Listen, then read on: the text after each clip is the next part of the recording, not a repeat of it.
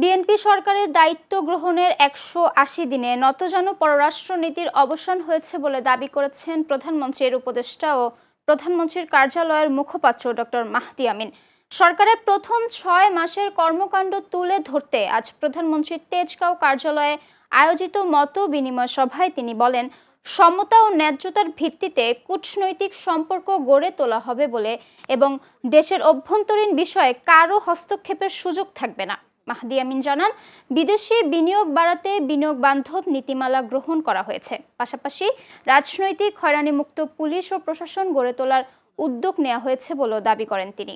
সরকার দায়িত্ব নেয়ার ৬ মাসে নির্বাচনী ইশতেহারের প্রতিশ্রুতি বাস্তবায়নের কাজ করছে বলেও জানান প্রধানমন্ত্রীর এই উপদেষ্টা।